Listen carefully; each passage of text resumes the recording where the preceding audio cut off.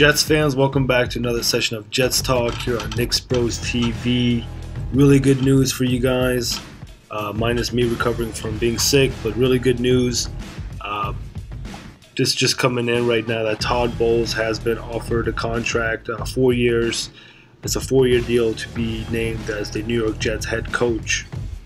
You guys know my previous video. If you watched my previous video, I wanted to get Dan Quinn, but I can totally see why this deal was made. I'm totally fine with it. I'm totally okay with it because, you know, you sit here and wait, depending on how far the Seahawks go in the playoffs or even maybe in the Super Bowl. You don't want to wait that long, and then for some odd reason you get disappointed. Dan Quinn giving you the thumbs down. Then you're sitting back here and you're losing guys like Todd Bowles because the Atlanta Falcons were pursuing him as well. So I'm totally fine with it. A lot of people ask why another defensive coordinator, but I think what Todd Bowles brings to the table is just he's a fresh mind. I feel like he's not going to neglect the offensive side of the ball like Rex Ryan did. I think what Ted Bowles is going to bring to the table is going to be what I've been wanting since maybe 2 years in the quote-unquote relationship with Rex Ryan as far as the Jets are concerned. He's going to bring a little bit more professionalism to the team. We're definitely going to be more low-key. You're not going to expect the Jets to constantly give you storylines, constantly give you theatrical news conferences and things like that. He's not going to give you all the right things you want to be able to write about. We're no longer going to entertain the league, is the way I like to put it. So it's a very subtle way of going about things. He's the type of guy that players have come out and said, we love playing for him as well. But he's much more stern than Rex Ryan is.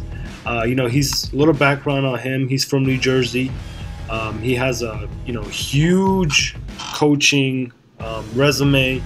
He used to be he started his playing career for the Washington Redskins as a safety. He's been constantly in a different defensive coordinator positions. He was a defensive back coach for the New York Jets in 2000. He was a Miami Dolphins. He's held a couple of positions there. When Tony Soprano got fired, he took on as the interim head coach and led the Miami Dolphins to a 2-1 record. That speaks some words right there. He did a heck of a job with the Arizona Cardinals as their defensive coordinator. So he definitely has what it takes. Obviously, the Atlanta Falcons were pursuing him. He was definitely one of the hot defensive coordinators on the market. So I really appreciate that coming from Woody Johnson, being able to pursue that. Also, we got the GM. The GM we got, obviously, was hired before the coach. He actually got to sit in on the interview process with Todd Bowles, and our GM is going to be Mike McKagan. I can't pronounce his last name. I apologize. He was a director of sports for the Houston Texans. So the cool thing was he got to sit in on the interview, and I'm pretty sure he had a word or two to say about the hiring process of Todd Bowles. Now, as far as Mike is concerned, obviously another New Jersey native. I'm kind of questioning the GM hiring a little bit, just for the fact that he's been with the Houston Texans for about since the franchise got kicked off in 2000 or 2003, was it? I don't know. I'm not too familiar with Mike, and I don't know what to make out of it. But I definitely think from the things that I've been hearing, he's a huge personnel guy, which is a plus, something John Idzik wasn't. And the one thing that he breathes, eats, and sleeps is constant scouting. He's been known to be a good scouter out there. Give him credit for getting J.J. Watt. So about 2-3 weeks ago, as a Jets fan, it was tough being a Jets fan, obviously, just because 6 years of Rex Ryan, and you don't know what's going to happen. You basically didn't have any type of foundation, and for us to be able to find that is awesome. My number one guy was Dan Quinn, but you just can't sit here and wait and be able to give up guys like Todd Bowles. So I'm totally fine with it. I was super against Doug Marrone, and I'm glad we didn't get Doug Marrone. The one thing that I'm really questioning is, and this is what they're talking about, is Todd Bowles is going to bring Chan Gailey in as the offensive coordinator. This is a pretty old school guy. I mean, he's been around for a little bit.